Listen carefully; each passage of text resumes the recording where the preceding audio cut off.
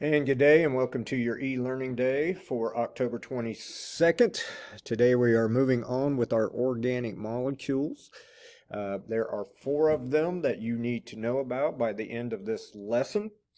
Again, those 4 are the carbohydrates and lipids, which we have already covered, the proteins, which you will be covering today, and the nucleic acids, which we will cover in the short or near future.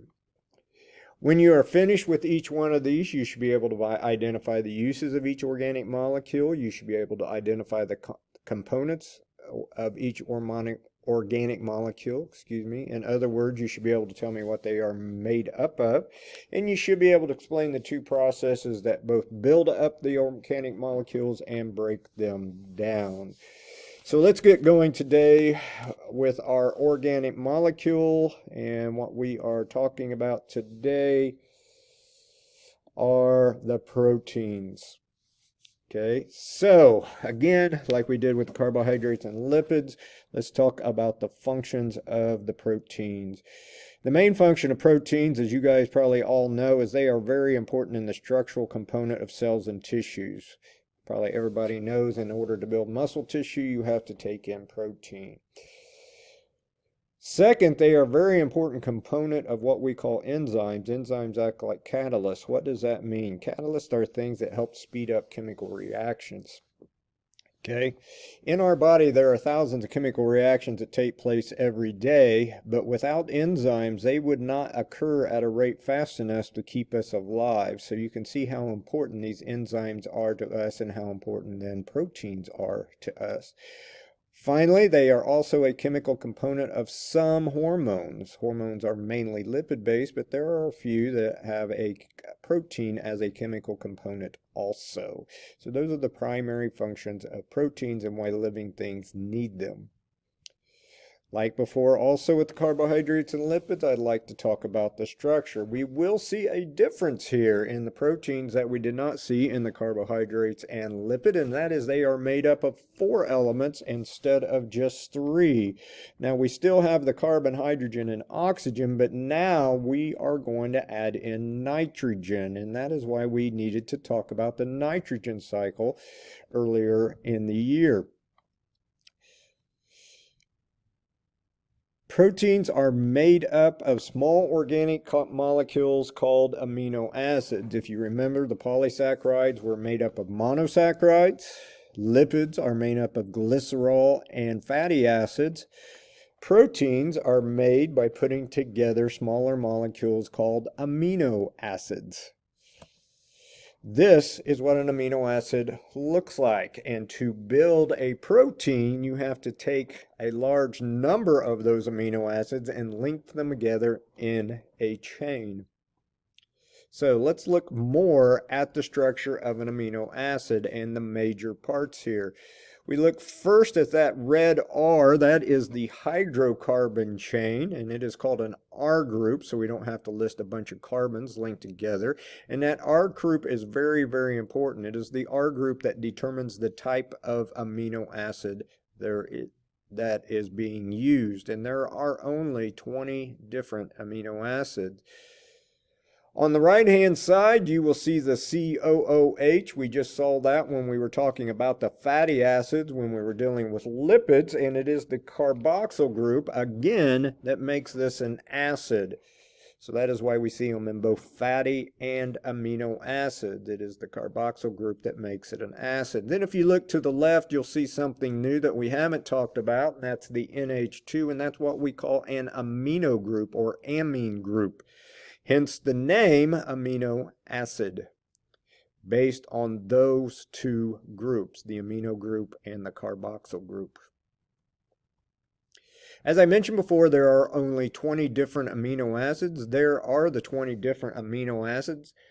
Okay, 9 of those are what we call essential amino acids. That means our bodies cannot make them. Okay, so we have to ingest them. The others we can put together.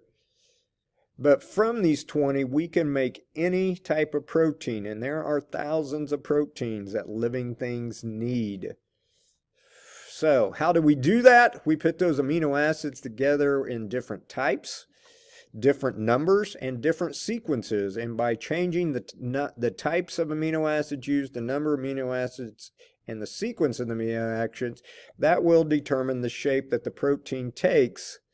And in turn, the shape determines what its function is going to be.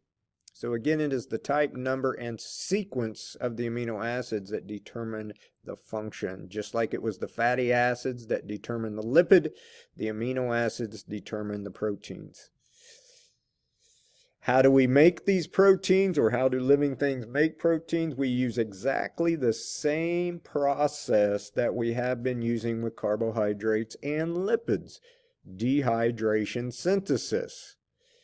In other words, what we're going to do is or what your body does is it takes two different amino acids and it interacts the carboxyl end of one amino acid with the amino group of a second amino acid. As a result, the OH off the carboxyl interacts with the hydrogen from the amino group and forms water, hence the dehydration synthesis. When that water is removed, the carbon and nitrogen join together, as you can see there in the picture, and this forms something called a peptide bond. The reason we call it a peptide bond is because amino acids are sometimes called peptides. So the resulting chain of amino acid is referred to first as a polypeptide, and then when it takes its final shape, it becomes known as a protein. Now, we eat protein and take it into our bodies, and we break that protein down to get the amino acids and make different proteins. And again, to break down the proteins, we do the same thing we did with the polysaccharides and the lipids. We use the process of hydrolysis. So again, just like before, we are going to break these larger compounds down, just like we did with the lipids and polysaccharides, by adding water, H2O. And that water is going to split into an OH and an H. The OH part or portion is going to break the water actually breaks the peptide chain, and the OH joins with the carbon to make a carboxyl group on the end of the first peptide or amino acid, and the hydrogen joins with the nitrogen to complete that amino group, and we have a second amino acid. So what we've done here is broken down this dipeptide into the individual amino acids. Okay, and if we have a long chain, okay, we just do this to each peptide bond, and we can break apart all of the amino acids, which then are reused to make different types of proteins. So again, proteins are very, very important. They had three primary functions that I mentioned to you at the beginning. They are for building tissue. They also are going to help you with building certain types of hormones. Okay, so those are just a couple there. One that I did not mention earlier, proteins, like any organic compound, can be used as energy or as an energy source, but it's very important for living things not to use proteins for energy source, because when you get to that point, you are going to start having problems with tissues and organs and things. So pretty important not to take your body that far where you're using proteins as energy, even though they can be used as energy.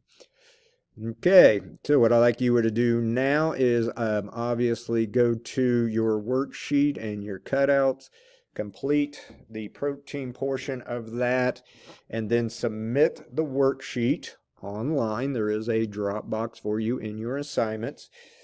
Okay, make sure you drop it into the right box. Do not use the analysis one, but use the other one. And have a great weekend.